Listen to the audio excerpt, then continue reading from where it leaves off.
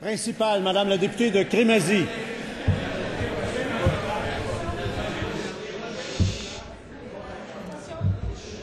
Monsieur le Président. J'aimerais bien entendre la députée de Crémazie, s'il vous plaît. Madame la députée. Monsieur le Président, les conclusions d'une étude de la firme MCE Conseil, rendue publique hier, sur le CHSLD en PPP de Saint-Lambert sont dévastatrices. Beaucoup plus cher que prévu pour les contribuables et moins de soins à nos aînés. Exactement ce que dénonce depuis le début une coalition de citoyens et d'organismes. Au lieu des 100 millions d'économies annoncées par le gouvernement, ça coûtera 60 millions de plus qu'un CHSLD public. En plus, les salaires des préposés sont tellement bas qu'on assiste à un roulement de personnel très inquiétant.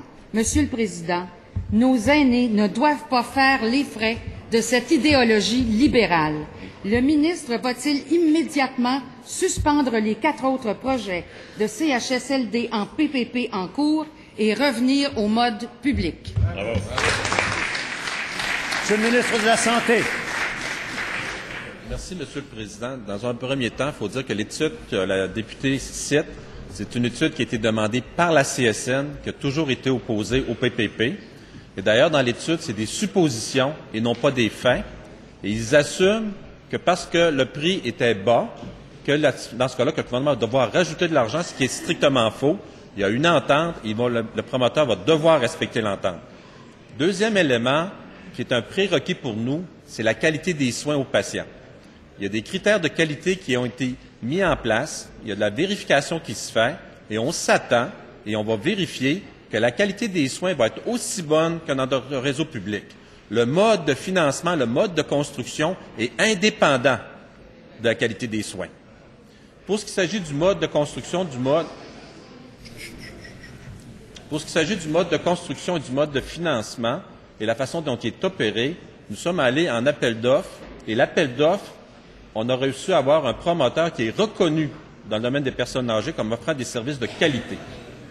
Donc, notre première préoccupation, ce n'est pas le mode de construction, mais bien et bien la qualité des services. En terminant. Et nous savons que nous sommes capables de l'avoir avec le projet qui a été mis en place. Complémentaire. Principal, complémentaire. Complémentaire, Madame la députée de Vachon. Payer plus pour moins de services, est-ce la nouvelle devise du ministre libéral en santé? Au PPP de Saint-Lambert, c'est problème par-dessus problème. Manque de médecins, roulement de personnel, manque de connaissances et d'expertise, manque d'équipement, par-dessus le marché, les coûts explosent. Assez, c'est assez. Il faut voir le contrat. Est-ce que le ministre va enfin le rendre public en toute transparence, sans rature? Monsieur le ministre de la Santé. Dans un premier temps, on doit être fiers. On est fiers qu'il y a 200 places de plus en hébergement dans la région de la Montérégie et la députée devrait plutôt accepter favorablement le fait qu'il y a des gens qui vont recevoir des services supplémentaires dans la Montérégie et c'est demandé depuis longtemps. De plus, c'est un édifice qui est entièrement neuf, qui reçoit des gens qui sont contents d'aller se faire soigner dans ces endroits-là. La qualité des services, c'est notre première préoccupation et c'est ce qu'on va maintenir. Et je tiens à le dire à la députée, elle devrait plutôt se réjouir du fait qu'on a 200 places de plus d'hébergement dans des installations qui sont complètement neuves. La Montérégie en avait grandement besoin. Complémentaire, Monsieur le député de Saint-Jean.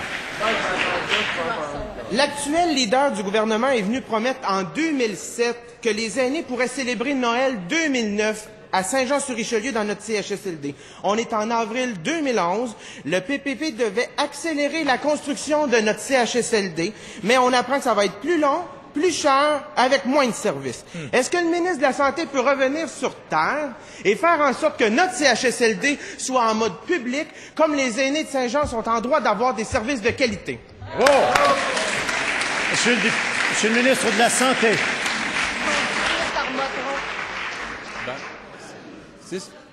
C'est ce que je viens de dire à l'autre député.